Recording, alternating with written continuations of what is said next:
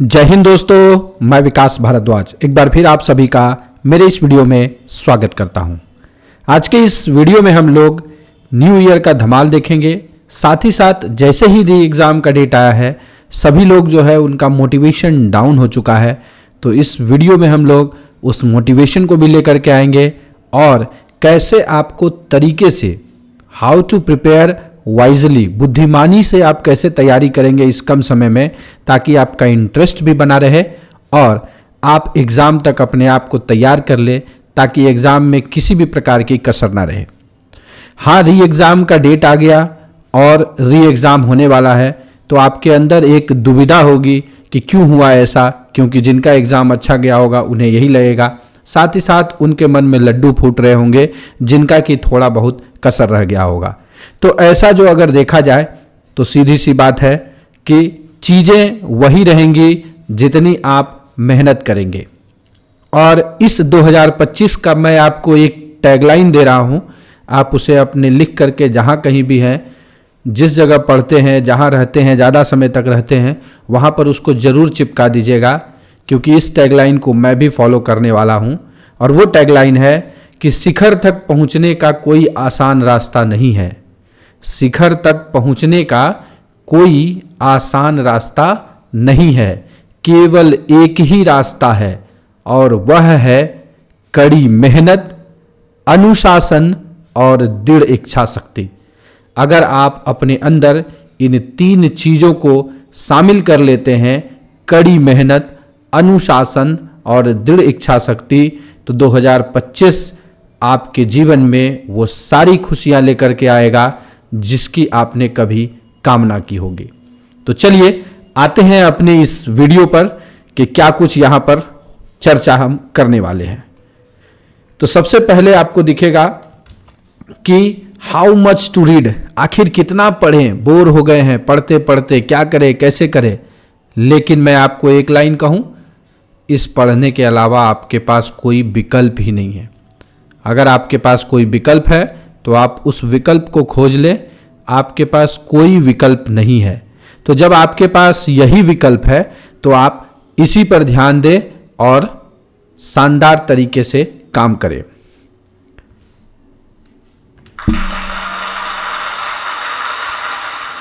तो साल 2025 का आगमन हो चुका है, तो आप सभी को हैप्पी न्यू ईयर, इस नव वर्ष की मंगलमय कामना मैं करता हूं। और जिस प्रकार से आप मेहनत कर रहे हैं, आपके जीवन में सफलता जरूर आपके कदम चूमेगी। एक मोटिवेशन कोट के साथ हम इसे शुरू करेंगे कि जुनून होना चाहिए, जुनून होना चाहिए कामयाबी के लिए, सोच तो हर कोई लेता है। तो इस विभाग में बहुत सारे लोगों ने सोचा कि मैं रूल 72 पास करके एएसआई बन जाऊं, हेड कांस्टेबल बन जाऊं, सब इंस्पेक्टर बन जाऊं, लेकिन इस जुनून के लिए, इसके लिए जो है जुनून चाहिए। जिन जिन लोगों ने अपने जुनून को रखा वो सभी सफल हो गए हैं, और जो अभी तक सफल नहीं हुए हैं उन्हें अपना जुनून बरकरार रखना है जब तक कि कामयाबी आपको नहीं मिल जाती है। अब देखिए कितने पार्ट हैं आपके एग्जाम में। Official language, professional knowledge, reasoning और जीके, ये चीजें आपको पूछी जाएंगी। अब आज के वीडियो में आपको एक मास्टर पॉइंट मैं देने वाला हूं। वो मास्टर पॉइंट आप अंत तक वीडियो को देखते रहेंगे तो समझ में आ जाएगा। मास्टर पॉइंट है कि इनमें से किन किन चीज़ों को आप पढ़ें अभी पहले, ताकि आपका जो स्कोरिंग मार्क है वो 40+ हो जाए बड़े आसानी से। तो उन चीज़ों के लिए हमने यहाँ पे कुछ नोटिस किया है, उन चीज़ों को आप पढ़ेंगे। सिर्फ इसी को मत पढ़ने लगिएगा, ये सिर्फ एक तरीके से मेरा एनालाइज है, क्योंकि क्वेश्चन पेपर तो निकला नहीं। आपकी स्मृति के आधारित चीज़ों पर लोगों से बात करने के बाद जो कुछ आया, और मेरा सिक्स सेंस जो कहा कि आपको इन 15-17 दिनों में किस पार्ट को आपको ज़्यादा फोकस करना चाहिए, जिससे कि आप एग्ज़ाम में अच्छे मार्क्स को कैरी कर पाएँ। और आप पहले बार में जो बनाएंगे 80 सवाल या 100 सवाल तक जाएंगे, तो फर्स्ट बार में ही आपका 40+ सवाल बन जाएगा, जिससे कि आपके अंदर एक कॉन्फिडेंस आएगा और आपको लगेगा कि हम 80 में 80 कर लेंगे। तो सबसे पहला पार्ट है ऑफिशियल लैंग्वेज का। जी हाँ दोस्तों, ऑफिशियल लैंग्वेज, राजभाषा 10 सवाल हैं। आपको ये सोच के जाना है कि मुझे 10 में 9 नहीं होना चाहिए। क्यों? इसी राजभाषा के कारण री एग्जाम हो रहा है। तो कमिटी इस पर ध्यान देगी, क्वेश्चन को सेट करेगी और क्वेश्चन उसको कहीं मिलेगा नहीं तो क्वेश्चन को थोड़ा सा लिटरली हल्का करेगी। अगर हो सकता है अगर टफ क्वेश्चन करे तो दोनों प्रकार के क्वेश्चन आपको rpfldc.com वाले वेबसाइट पर भी है। साथ ही साथ हमने 4 पार्ट में वो अनयूजुअल सवालों को भी भर भर के दिया है, जिसके कि सवाल आपके कहीं ना कहीं दिख सकते हैं कि हो सकता है कि बायसनेस में अगर क्वेश्चन सेट हो जाए ऑफिशियल लैंग्वेज का तो वो वाले सवाल, लेकिन मेरा जैसा मानना है रेलिवेंट सवाल और बड़े अच्छे सवालों को सेट किया जाएगा। तो उस तीनों पार्ट को आप पढ़ करके जाइएगा। राजभाषा से संबंधित संवैधानिक प्रावधान जो कॉन्स्टिट्यूशनल प्रोविजन है ऑफिशियल लैंग्वेज के, जिसमें आर्टिकल 120, 210 और संविधान का भाग 17 जो 343 से लेकर 351 तक आता है, उन सारे अनुच्छेदों को आप थोड़ा डीप देख लीजिएगा। उससे सवाल आपको आसानी से 3 सवाल दिख जाएंगे राजभाषा से संबंधित संवैधानिक प्रावधानों से। वहीं आपको 3 सवाल ऑफिशियल लैंग्वेज एक्ट से भी दिख जाएंगे, राजभाषा अधिनियम से। साथ ही साथ 1 सवाल आपको पुरस्कार से दिख सकते हैं। तो हो गए आपके 7 सवाल और बाकी के जो 3 सवाल आपके बचते हैं वो राजभाषा नियम, ऑफिशियल लैंग्वेज रूल से और रेगुलेशन से पूछा जाएगा। तो इन पार्ट को आपको रिवीजन करना है, मल्टीपल टाइम्स रिवीजन करिएगा। 10 में से 10 लाने का प्रयास करिएगा, 9 ना हो जाए। इसके बाद कौन से पार्ट को आपको देखना है, वो पार्ट है प्रोफेशनल नॉलेज। प्रोफेशनल नॉलेज में आपको 70 नंबर के सवाल आएंगे, 70 नंबर तक के सवाल रहेंगे। उस 70 क्वेश्चन में से जो पार्ट आपके मोस्ट इंपॉर्टेंट है उसको मैं यहां पे बता देता हूं, जो कि आपके एग्जाम में कहीं ना कहीं सवाल के तौर पर उस टॉपिक से आएंगे।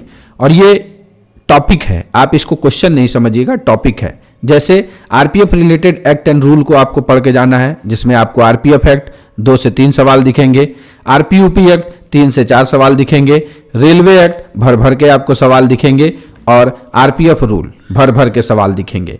तो इन चीजों को आपको रिवीजन करके जाना है, बढ़िया से आपको टैक्टफुली पढ़ के जाना है, ताकि आपका एग्जाम इंपैक्टफुल हो पाए।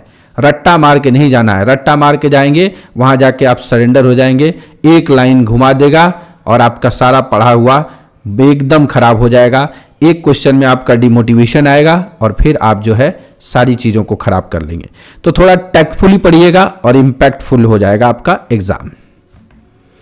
रेलवे एक्ट में भी आपको क्या कुछ देखना है, तो इंपॉर्टेंट डेफिनेशन देख लीजिएगा, अनटुवर्ड इंसिडेंट देख लीजिएगा, एंड ऑफेंसेस एंड पेनाल्टीज को पूरे तरीके से डीपली जितना पढ़ सकते हैं उसको पढ़ करके जाइएगा। कंडीशनल सवाल आपको वहां पर दिख जाएंगे। फिर आप देखेंगे माइनर एक्ट में कुछ ऐसे पार्ट हमने आपको बता रहे हैं यहां पर, जिसको कि आपको पहले रिवाइज कर लेना है और इसके अलावा जो बचता है उसको भी आपको पढ़ के जाना है। जैसे एनडीपीएस एक्ट को देखिएगा क्योंकि आरपीएफ को पावर मिला है, आरटीआई एक्ट देख के जाइएगा, सवाल आपके आएंगे। NHRC national human rights commission को देख के जाइएगा, इट में भी सवाल आपके वहां से रहेंगे। और जेजे एंड पॉक्सो एक्ट को देख के जाइएगा। तो ये 4-5 जो है एक्ट हम आपको माइनर एक्ट में दे रहे हैं, जहां से कि आपको 100% सवाल रह सकते हैं। डिजास्टर मैनेजमेंट जरूर देखिएगा, डिजास्टर मैनेजमेंट से 3-4 सवाल आपको वहां पर मिलेंगे। इसके अलावा आपको क्या कुछ देखना है उन चीजों को हम लोग देख लेते हैं। तो इसके अलावा आपको 3-4 चीजों पे ध्यान देना है। एक तो full form, directive, standing order, security circular, ये सारी चीजों को देख लीजिएगा। रिकॉर्ड एंड रजिस्टर देख लीजिएगा, आपको वो सवाल भी दिखेंगे। तो जितना चीज मैंने आपको इस वीडियो में दिया है वो आपके लिए एनर्जी बढ़ाने का काम करेगा। इन चीजों से आप शुरुआत करिए और जब एक शुरुआत हो जाएगी, जब पहला कदम हो जाएगा, तो फिर आप आसानी से अंतिम पड़ाव तक पहुंच जाएंगे। तो आशा करते हैं कि चीजें आपके दिमाग में बैठ गई होंगी और आप इस वीडियो से अपने आप को ऊर्जावान महसूस कर रहे होंगे और तैयारी के लिए पूरी तरीके से जुट जाएंगे। ये जुटने से क्या होगा कि जब तक आप करेंगे नहीं तब तक आपका होगा नहीं। तो इन चीजों को आपको ध्यान रखना है और साथ ही साथ फिर से आप लोगों को पुनः एक बार नव वर्ष की ढेर सारी शुभकामनाएं। आपका भगवान हर चीज सुने और इस वर्ष आप ऊंचाइयों तक पहुंचे जहां तक आप पहुंचना चाहते हैं। तो इसी संदेश के साथ कि आप अपनी तैयारी में व्यस्त होंगे, जिंदगी में मस्त होंगे, इस वीडियो को ध्यानपूर्वक देखने के लिए आप सभी का दिल से धन्यवाद।